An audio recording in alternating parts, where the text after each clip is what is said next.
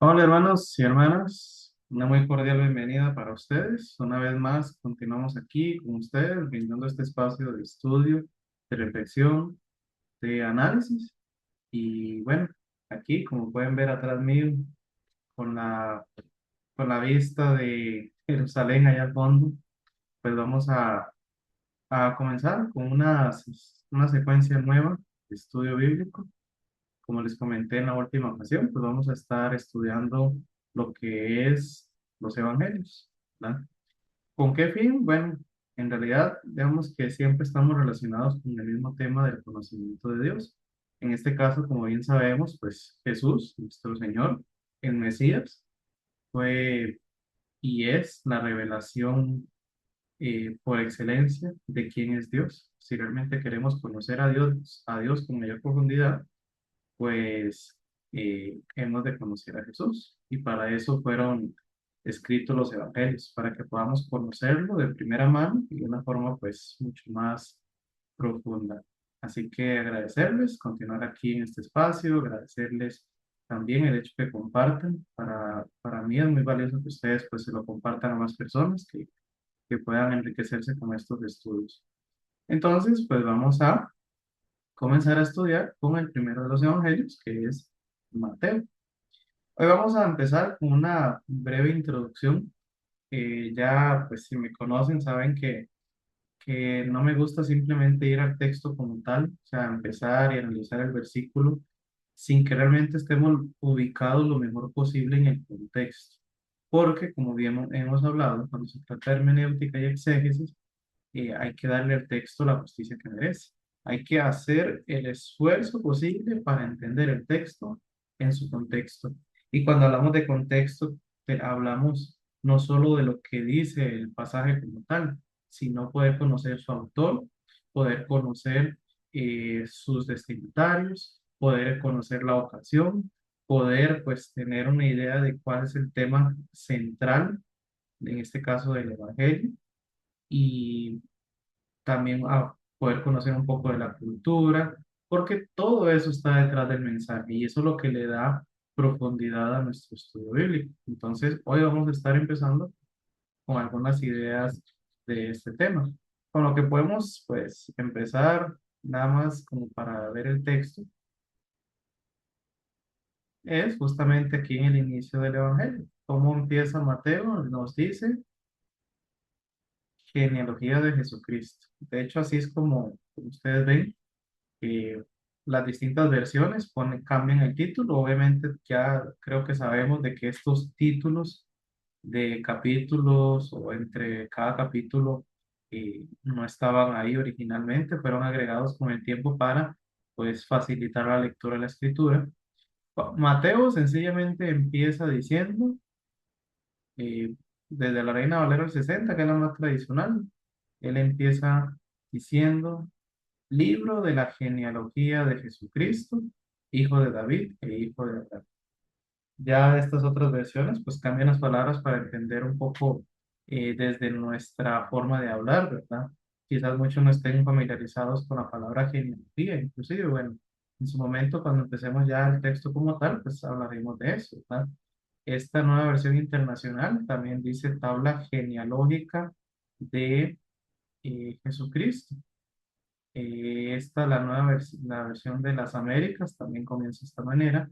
La que varía un poco la versión es esta, que es una traducción viviente, que es una traducción bastante funcional.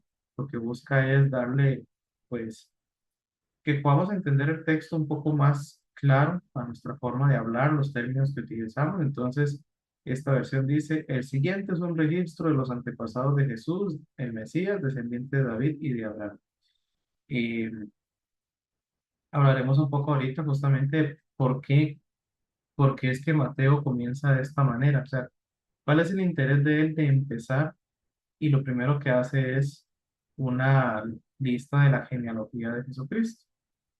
Bueno, lo primero que tenemos que decir es que justamente es parte de la importancia de conocer el trasfondo cultural de quien escribe, de quien recibe. Hablemos, bueno, voy a ir en orden para no perder la secuencia, ¿verdad? De hecho, el que Mateo empiece con una genealogía tiene que ver con el propósito de Mateo en su evangelio. Como ustedes conocen, por hacer una comparación, Lucas, de inmediato él dice cuál es su propósito y cuál fue la forma en la que él, pues, escribió su evangelio. Él dijo que había recopilado de todas las fuentes, parafraseando, ¿verdad? Los primeros versículos del capítulo 1 de Lucas. Él investigó, él indagó, él preguntó. Pero el caso de Mateo, vean que empieza diferente porque tiene un propósito diferente. Y si lo queremos decir en una frase, el propósito de Mateo es hacer ver que Jesús es el Mesías esperado por el pueblo de Israel y la promesa para todas las naciones. Ese es su principal objetivo, demostrar que Jesús es el cumplimiento de los planes y propósitos de Dios por medio de Israel para todos los mundo. Y hay varios términos que él utiliza. En su momento veremos que él hace ver que Jesús se le llama Emmanuel, Dios con nosotros. Ven de nuevo, Jesús como el Mesías, el que fue enviado por Dios para habitar en medio de los seres humanos. Eh, y Mateo escribe con ese objetivo en mente. Eso tiene que hacernos ver que Mateo escribe como judío que es, que conoce las escrituras, conoce las profecías, conoce todo el trasfondo de su cultura y también su audiencia tiene que ser una audiencia que entienda esto, ¿verdad? No estamos diciendo que solo sean judíos los que iban a leer esto. Posiblemente hubiera alguno que otro gentil, pero siempre tengamos presente, para interpretar un texto, para poder comprender el propósito de un texto, hay que tener claro que ese texto, ese mensaje, como lo estamos entendiendo, para los primeros que tenía que tener sentido y coherencia con sus destinatarios, ¿verdad? Cuando nosotros escribimos, ya en estos tiempos no se escriben cartas a mano, ¿verdad? Pero cuando escribimos un correo electrónico o incluso cuando mandamos un mensaje, aunque sea por WhatsApp, sabemos muy bien que la forma de escribirlo, el tema, el propósito para escribir ese mensaje, la persona que lo va a recibir tiene que saberlo, o sea, tiene que tener contexto, ¿verdad? Bueno, en este caso es igual. La audiencia tenía que ser una audiencia para la cual también tenía que ser importante lo que Mateo estaba queriendo hacer ver. Entonces, eso, como les digo, le da importancia a lo que estamos diciendo, de que hay un trasfondo que hay que conocer. Mateo escribe, de acuerdo con lo que se ha indagado, se ha investigado, Mateo escribe en un tiempo en el cual han transcurrido cerca de unos 400 años desde la última vez que Dios se reveló por medio de los profetas. Durante ese tiempo, que es desde que se escribió Malaquías hasta el tiempo en que Jesús regresa, pero igual Mateo no empieza a escribir de inmediato cuando Jesús nace, obviamente, ¿verdad? Escribe eh, varios, varias decenas de años después, pero él escribe en un periodo donde Israel, en primer lugar, no es una nación independiente. No, Israel ha pasado por un buen proceso en el cual distintas naciones, imperios los han gobernado, los han dominado, tuvieron un breve tiempo de libertad por medio de los macabeos, pero después de ello aparecen los romanos y ellos son los que están controlando políticamente Palestina, toda la zona en la cual se desarrollan los eventos que menciono. Y también importante, algunos datos ahí importantes, este libro es escrito en un griego que se llama un griego koiné, es un griego bastante antiguo y que en el tiempo en que escriben, en el tiempo en que ocurren todos los eventos de la venida de Jesús, su ministerio, y también cuando Mateo escribe, es como el idioma universal, como ahora el inglés, que aunque nosotros somos de países hispanos que hablamos español, pero para ese tiempo era el griego, el cual dominaba, así como el inglés en su momento dominaba, aunque ellos tenían también su propio idioma. Otro tema, eh, uno cuando conforme va estudiando más en detalle se va a encontrar mucho el tema de la Septuaginta. La Septuaginta, por decirlo así, es nuestro Antiguo Testamento, pero en el idioma griego, ¿verdad? Porque pues, la cultura griega se había hecho, como dije, compararlo mucho con cómo se ha hecho el idioma inglés hoy, ¿verdad? Que está casi que en todas las naciones del mundo. Y no solo eso, incluso la cultura misma de Estados Unidos también ha impregnado mucho de nuestros países.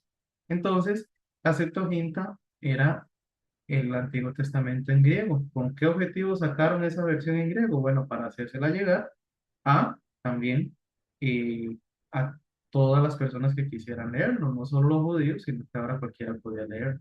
Entonces, a veces, cuando uno lee, principalmente en el idioma original, se encuentra que hay varianzas entre lo que uno lee en nuestro Antiguo Testamento con lo que está citando.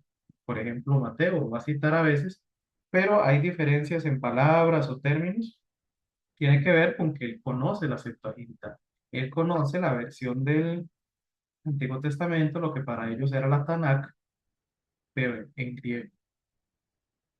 Para ese tiempo también, como bien ya conocemos, ¿verdad? Las escrituras nos hablan mucho de distintos grupos religiosos, los fariseos, los saduceos, los escribas, los celotes, los esenios también, que son grupos que de alguna manera influencian la cultura judía también, cada uno con distintas posturas de cómo interpretar la escritura. Y un detalle también muy importante para ese tiempo es esa esperanza de la venida del Mesías. Jesús, más bien, Mateo hace ver que esa expectativa mesiánica, cuando Jesús viene, estaba al tope. O sea, todos querían y esperaban al Mesías. ¿Por qué? Bueno, porque veían a su nación que estaba controlada política y militarmente por una nación extranjera. Ellos mantenían la esperanza de que era el Mesías, el que ellos podían ver en las escrituras, en las profecías, era el Mesías el que ellos tenían la esperanza de que les iban a liberar de ese dominio de Roma.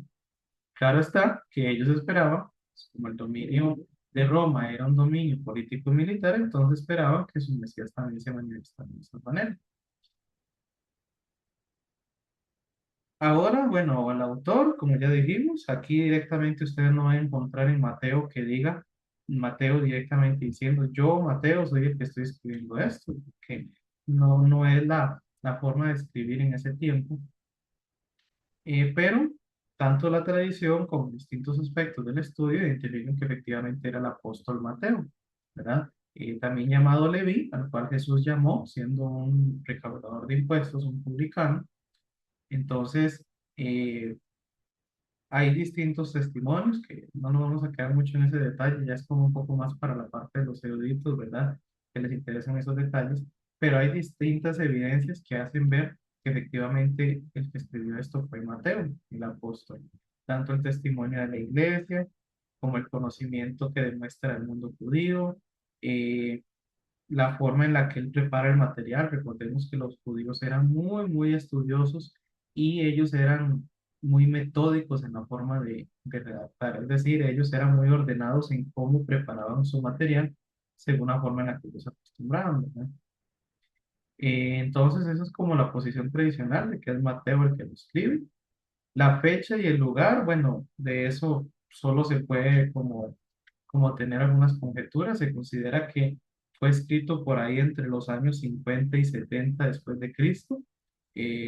Más o menos, pues se calcula, ¿verdad? Si Jesús, cuando ascendió, cuando regresó al cielo en su gloria, tenía unos 33 años. Entonces, en el año 33 por ahí, eh, si efectivamente Mateo escribió entre los 50 y los 70, pues mínimo habrán pasado unos 20 a unos 40 años después de que Jesús ya había regresado al cielo. Durante esos 20 40 años, el evangelio se había extendido, los apóstoles habían empezado a llevar el evangelio por todo lado y pues posiblemente ya para ese tiempo Mateo pues, evidentemente ya tenía mucha más madurez del propósito de Jesús, el mensaje, y no solo por edad, sino también por la experiencia como apóstol. Se cree, aunque no es como una muy grande certeza de que pudo haber escrito desde Antioquía o alguna provincia de Siria. Son lugares que de hecho menciona en Hechos, se mencionan, ¿verdad? Lugares importantes para la iglesia en sus inicios, pero ya estos son solo conjeturas. ¿A quién se dirige? Bueno, esto les hablaba un poco, ¿verdad? Definitivamente, quienes se reciben este Evangelio de Mateo, primero, tiene que ser un ambiente marcadamente judío, o sea, tienen que ser personas que son judíos o que por lo menos están muy empapados de las escrituras judías. Evidentemente tienen que ser creyentes, ¿verdad? Porque es el mensaje del Evangelio que él estaba mandando a los creyentes. Por qué es evidente que esto tiene que ser dirigido para personas familiarizadas con la cultura y las escrituras judías? Primero, por la gran cantidad de citas que hace en el Antiguo Testamento. No tendría sentido que él cite el Antiguo Testamento si quien le está escuchando no conoce el Antiguo Testamento. Habla de costumbres judías y no siempre las explica. Algo diferente que en su momento veremos con Marcos. Marcos sí se detiene a explicar detalles que son de la cultura judía porque la audiencia de él, por lo menos entiende que era más gentil. Pero Mateo no tiene esa intención. Él da por sentado que quien lee las costumbres judías que él menciona, quien las lee las entiende, las conoce. El tema de la genealogía, como les dije, esto de empezar en la genealogía para los judíos era muy importante. Y eso ustedes lo pueden ver en el Antiguo Testamento. ¿Cuántas genealogías encontramos a lo largo de todo el Antiguo Testamento? Desde el mismísimo Génesis. Ahí en el capítulo 5 ya está la primera genealogía. Y así sucesivamente. Eh, Discute mucho el tema de la ley, los fariseos y la sinagoga, algo para lo cual los judíos pues podían entenderlo mejor que nadie. Y también una frase que en su momento vamos a ir viendo que para él es importante es el reino de los cielos. El concepto del reino, tengámoslo ahí presente, porque es central para este evangelio. Entonces, eh, esta forma en la que Mateo escribe el Evangelio, pues definitivamente tenía que tener un trasfondo de judío para poder entenderlo. Lo que les decía, el mensaje del reino, este es un mensaje que él menciona constantemente. Él hace ver que para Jesús el concepto del reino de los cielos es central en su ministerio. Y pues no solo eso, presentándose a él mismo como quien viene a inaugurar el reino de los cielos aquí en la tierra. Frases como hijo de David, hijo de Abraham, el Cristo, el Emanuel, son conceptos relacionados con la realeza. Hay otros títulos eh, que se usan para Jesús como Señor, como Rey de los judíos, como el Hijo de Dios, como el Hijo del Hombre, los cuales hablan de divinidad y hablan también de realeza, de alguien que gobierna. Otros detalles que no sé si le han puesto atención que también hacen ver esto. Vean que, por ejemplo, cuando dice que los magos de Oriente, los famosos reyes magos, vienen a buscar a Jesús, ellos vienen buscando al rey de los judíos. De nuevo, el concepto de realeza. También la entrada triunfal a Jerusalén, es una entrada que tiene todos los matices como se recibía a la realeza cuando entraba de nuevo victoriosa a la capital. De hecho, cuando Pilato habla con él, habla de los cargos como de que él es el rey de los judíos. En la cruz colocan el título rey de los judíos. Y importante también que una vez que Jesús resucita, lo primero que él le dirige a sus discípulos en su gran comisión es: toda autoridad me ha sido dada en los cielos y en la tierra. O sea, autoridad como un rey. Entonces Jesús viene como un rey. Y Jesús viene a definir cuál es la verdadera realeza, ¿verdad? Otro aspecto que menciona importante, Jesús, es el cumplimiento de la escritura. Ahí lo vamos a ir viendo conforme vayamos entrando en el Evangelio. Jesús viene a cumplir todas las escrituras. Él no viene por casualidad. Él no es un plan secundario de Dios para tratar de salvar a la humanidad. No. Todo estaba contemplado. Todo lo que él hizo y todo su ministerio, su muerte, su resurrección, absolutamente todo estaba contemplado en los propósitos de Dios. Y todo eso había sido predicho siglos antes de que ocurriera. Y bueno, ya hablamos del concepto del reino de los cielos, ¿verdad? Y vamos a ver que Jesús habla del reino de los cielos en tiempo presente, o sea, él dice, el reino de los cielos se ha acercado en este momento, pero a la misma vez es un reino que va a tener una consumación. Entonces es un reino presente, pero es un reino futuro. También iremos viendo lo que este reino exige de parte de quienes son parte de él.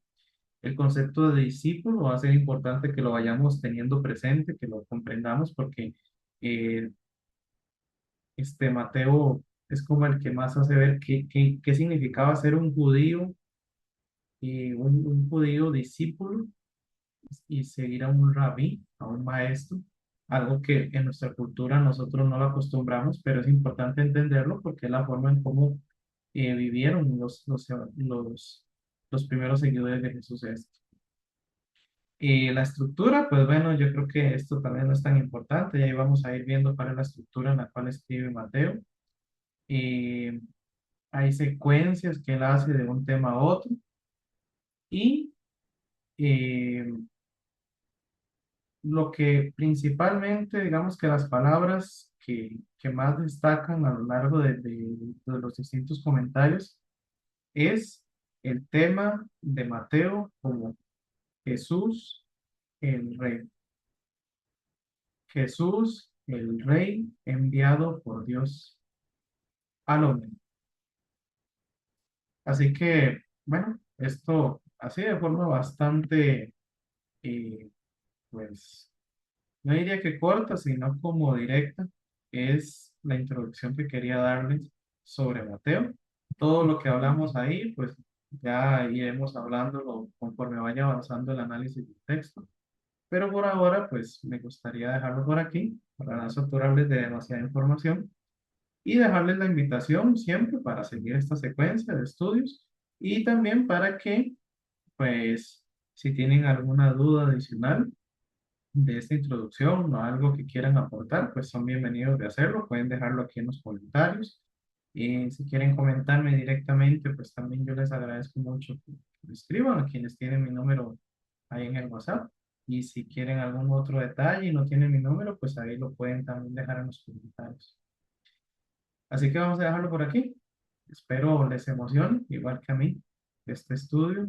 Cada vez que pues estudiamos el texto de los evangelios, me emociona mucho porque es volvernos a encontrar ya más directamente con nuestro Señor Jesús. Oremos. Gracias, amado Señor, porque tú nos has brindado el privilegio de conocerte. Gracias por Cristo, que a través de Él te has revelado de forma suprema. Queremos pedirte, Señor, que nos guíes en este aprendizaje que vamos a hacer a través de la Escritura, que, Señor, nos orientes, nos haga reflexionar, también que podamos, que permitamos que tu Espíritu Santo nos ayude, nos instruya y nos corrija. Gracias te damos en Cristo Jesús. Amén. Gracias por su compañía. Espero seguirles viendo ahí en las transmisiones. Dios les bendiga y les guarde siempre.